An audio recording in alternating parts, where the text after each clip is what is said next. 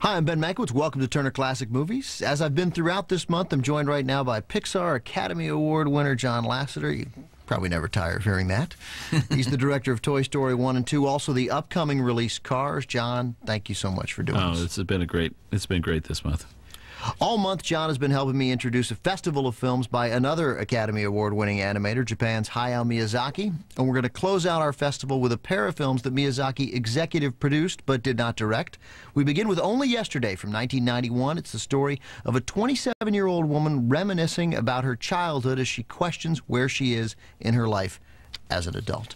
Now, this film was directed by Isao Takahata, right. a very close friend of Miyazaki's. Takahata-san they met in the 60s when they were animating on some television shows, television animation together. They were members of the union together, and they became very close. And so as Miyazaki-san formed his studio, he wanted to have a place for his friend to direct films. But they always say that they don't really talk to each other when they direct films because they would just lead to arguments. You know, they're very close, though.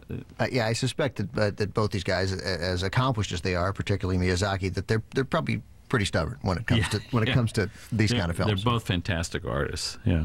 When you talk about anime in Japan, this is, I mean, it's big business in America, but it's gigantic in Japan. It's really big because, you know, the Japanese comic book is so big in Japan, and it's across all age groups. Everybody is reading their novels. They're from kids to adults. Like you'll see businessmen on the subways reading the comics. Absolutely, and this has influenced the animation. You know, there's a very particular style to Japanese animation, and you see it across, you know, lots of studios and filmmakers and artists, and it's really influenced by these comic books.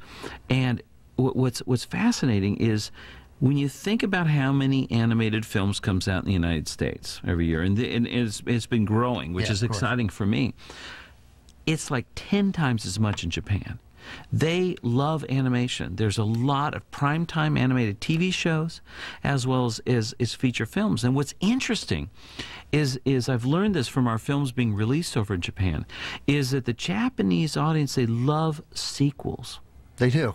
Yeah, there are certain series where they make feature films, and every year there's another installment of a feature film, and they have, like, you know, number 9, number 10 of a film going on. For a country that is accustomed to the greatness of Miyazaki, and they respond incredibly well to his films, 3 of the top 5 grossing films in Japan are his movies. Right.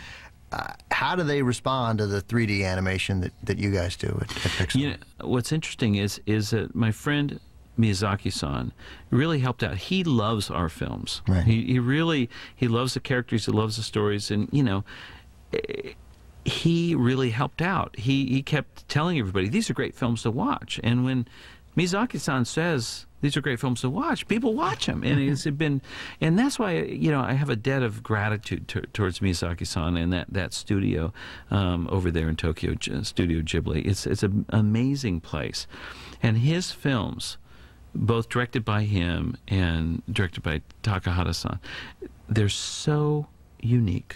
They're so beautiful. The character and the stories are so special, and they're full of heart. Yeah. That's what I love about his films, and really enjoyable, and especially the one tonight is really special. All right, well, let's take a look at it. Here it is, executive produced by Hayao Miyazaki from 1991. It's Isao Takahata's Only Yesterday.